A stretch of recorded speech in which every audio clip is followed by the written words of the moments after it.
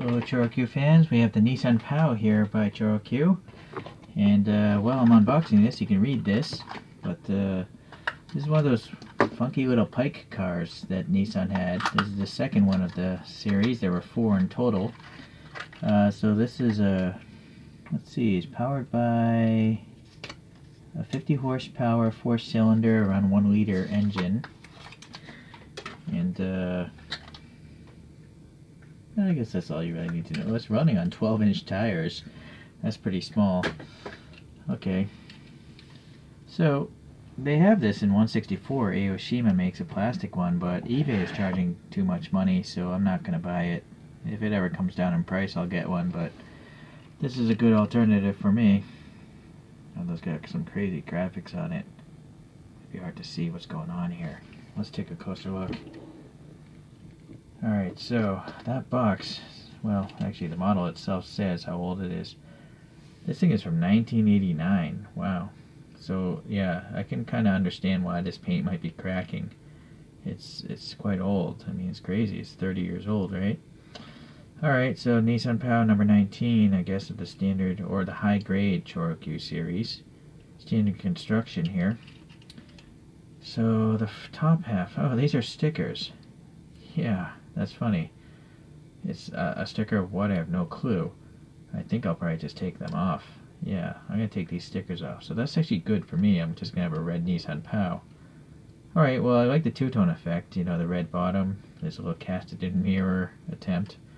The blacked-out paint on the windows, it looks like. And then the silver casted-in bumper. A little gray in the grille. And then silver headlights painted on. Some sort of weird text here again, but this looks like a sticker, so no problems. Alright, same on this side. Black paint here and some external hinges.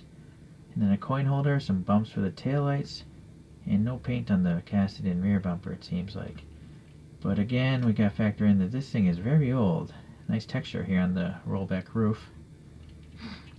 Alright, so you know what? Give me a moment. I'm going to put some... Well, you know, these wheels actually don't look bad on this thing. The stance is actually pretty good. And actually, I'm noticing the rear tire is the same size as the front tire. So it doesn't have your standard ChoroQ look to it. It's definitely deformed. It's a little shorter than the photograph, but it doesn't have the giant rear tire to make it look more like a Choro-Q. Alright, well anyways, give me a moment. I'm going to come back and see what happens. Well, I thought you may guys want to know, you know, about these stickers. They seem to just be paper stickers, and they come off relatively easy. Well, maybe not all of it there, but it's not leaving any weird marks on the paint, you know. So if you decide to get this, I think it's great because it doesn't have to look, you know, the way it does stock. And I'm pretty sure I'm going to be able to get all this sticker residue off without the paint being messed up. Let's try this windshield one.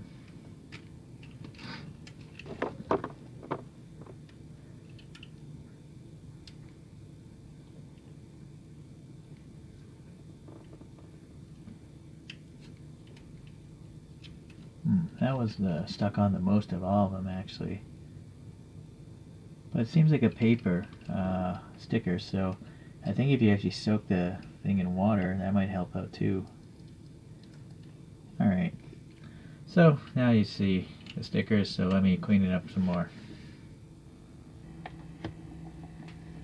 Alright, well here it is without the stickers, and I swapped over the wheels for some other Choro-Q wheels. I can't remember what Choro-Q that came off of, the wheel set, and I added some black paint in there. I added a little orange paint to the turn signals, and silver to the badge, and the tail lights and the bumper as well. So I think it worked out really well. I'm really glad that the adhesive of the sticker didn't ruin the paint. It's weird that the bottom is all cracked and weird, but who cares, right? It's on the bottom. So, yeah, really lucked out. Alright, well, here's a 1/64 scale of one of these pike cars. This is the BE1. So, that would be similar in size. Just the styling is different. And so this is all plastic also. It's by Aoshima. So let's get a couple other Choro-Qs. I got a Nissan March. Just gotta go with the cars from this era, I guess. A Daihatsu Tanto. And a Honda Life. So there we go, a couple other vehicles in Choro-Q form.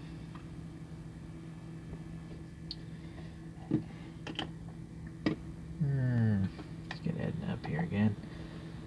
Alright, well, it's another nice one. I'm glad I have it. So if you like these Pike cars in cartoon form, you might want to look this one up. Okay, well, appreciate you guys watching. See ya.